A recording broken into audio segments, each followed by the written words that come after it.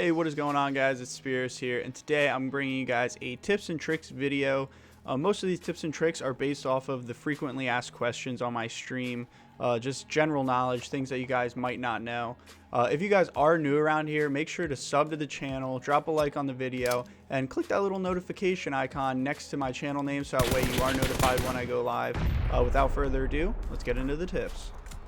Alright, so for this next tip I have for you guys, it's with the 8X. I get this question a lot, especially when I'm streaming.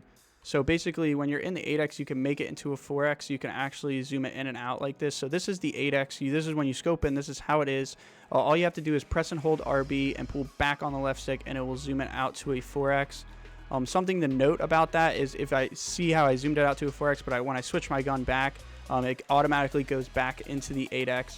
Another similar thing that you can do with pressing and holding RB and pulling forward and back on the left stick is adjust the brightness of your red dots, holographics, anything that has the reticle in the middle. So as you can see, mine here is pretty bright, so I can press and hold RB and push forward on the left stick, and it will actually make it a lot lighter.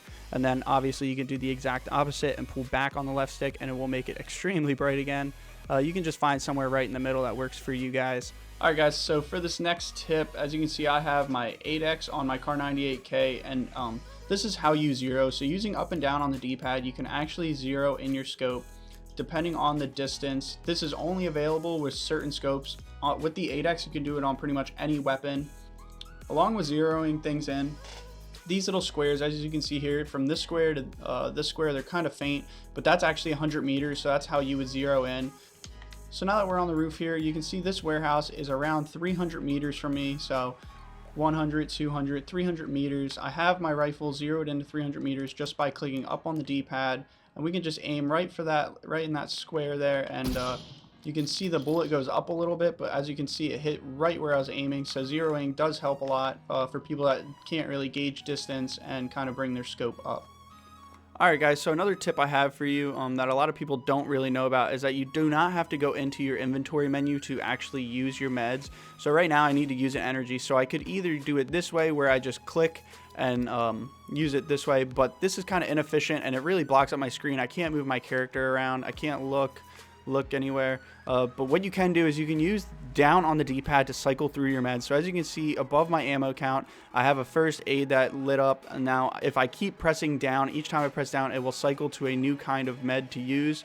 So once I find the thing that I want to use energy right now, I can just press and hold down on the D-pad and I can use that energy drink, and as you can see, I'm able to move my character around. I didn't have to go into the inventory screen, and I was able to circumvent that, and it really helps a lot, especially if you're trying to med quickly. So this next tip has to do with doors and with kinds of grenades. So very similar to with the meds, as you can see, I have a smoke grenade out. By clicking right on the D-pad, you take your smoke grenade out, and by clicking it again, you can cycle through your different kinds of grenades. But yeah, so for this next tip with the grenades, if you know somebody, say you breach a building, this happened to me a few times, and you know somebody's in the bathroom and they're hiding, what you can actually do is either shoot out the bottom of the door or the top of the door, and the door actually is destructible. So here I go, I can just shoot out the bottom, you know, and then I can toss my grenade, and by clicking LT, you can change overhand, underhand. If you're throwing it under a door into a bathroom, I suggest underhand.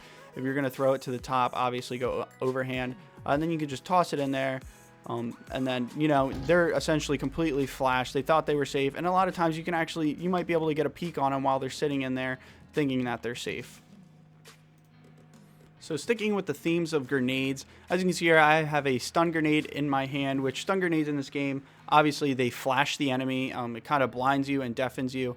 So something that you can do, if you get caught with a stun grenade out, you can do this and it will end up blinding your enemy and only making you deaf. If people don't already know, if you throw a stun grenade and look away from it, it will not blind you, it will simply deafen you. Go like you're going to throw it, pull the pin, just hold on to it, and as you can see, it's going to pop. It doesn't deafen me, but anybody that is looking at me and they're in a close enough proximity, they'll actually be blinded. Now, this sounds awful. So, I mean, if you don't like the sound of the flash, I don't really suggest it. So for this next tip, it's going to be to not wear shoes. So if you don't know how to take off your shoes, just click RB over to your kind of where your armor backpack stuff is. Here, you can drop off items of clothing just by clicking Y. The reason that I ditched the shoes is, as you can hear, I'm just going to be quiet for a second. You guys can just listen to my footsteps. So primarily in buildings, this takes more of an effect. So you can hear my footsteps, especially when I'm on the floors downstairs, the wood. My footsteps are really have a lot of bass to them. They're kind of loud.